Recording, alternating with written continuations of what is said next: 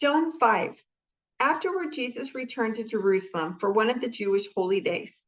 Inside the city near the sheep gate was the pool of Bethesda, with 5 covered porches. Crowds of sick people, blind, lame, or paralyzed, lay on the porches. One of the men lying there had been sick for 38 years. When Jesus saw him and knew he had been ill for a long time, he asked him, "Would you like to get well?" "I can't, sir," the sick man said, "for I have no one to put me into the pool when the water bubbles up. Someone always gets there ahead of me." Jesus told him, "Stand up, pick up your mat, and walk." Instantly, the man was healed. He rolled up his sleeping mat and began walking. But this miracle happened on the Sabbath. So the Jewish leaders objected. They said to the man who was cured, "You can't work on the Sabbath. The law doesn't allow you to carry that sleeping mat." But he replied, "The man who healed me told me, 'Pick up your mat and walk.'" "Who said such a thing as that?" they demanded. The man didn't know, for Jesus had disappeared into the crowd. But afterward, Jesus found him in the temple and told him, "Now you are well, so stop sinning, or something even worse may happen to you." Then the man went and told the Jewish leaders that it was Jesus who had healed him. So the Jewish leaders began harassing Jesus for breaking the Sabbath rules. But Jesus replied, "My Father is always working, and so am I." So the Jewish leaders tried all the harder to find a way to kill him. For he not only broke the Sabbath, he called God his Father, thereby making himself equal with God. So Jesus explained, "I tell you the truth. The Son can do nothing by himself. He can do only what he sees the Father doing. Whatever the Father does, the Son also does. For the Father loves the Son and shows him everything he is doing. In fact, the Father will show him how to do even greater works than healing this man.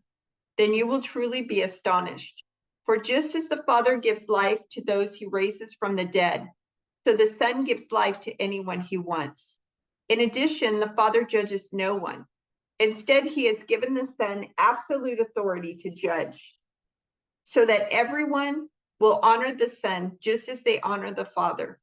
Anyone who does not honor the Son is certainly not honoring the Father who sent him. I tell you the truth, those who listen to my message and believe in God who sent me have eternal life. They will never be condemned for their sins, but they have already passed from death into life.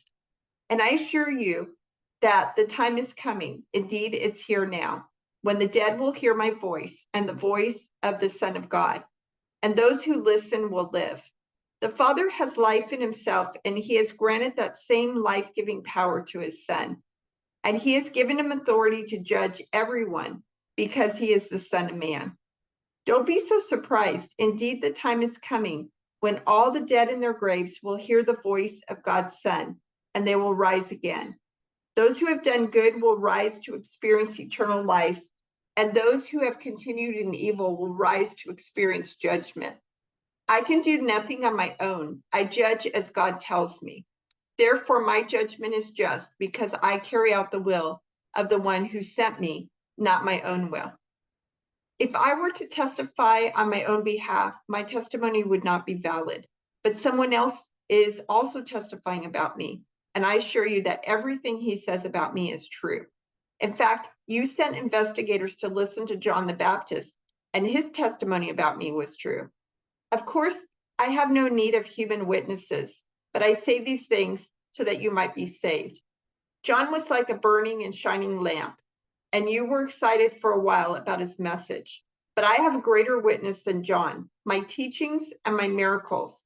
My Father gave me these works to accomplish, and they prove that he sent me. And the Father who sent me has testified about me himself. You have never heard his voice or seen him face to face, and you do not have his message in your hearts because you do not believe me, the one he sent to you. You search the scriptures because you think they give you eternal life, but the scriptures point to me, yet you refuse to come to me to receive this life.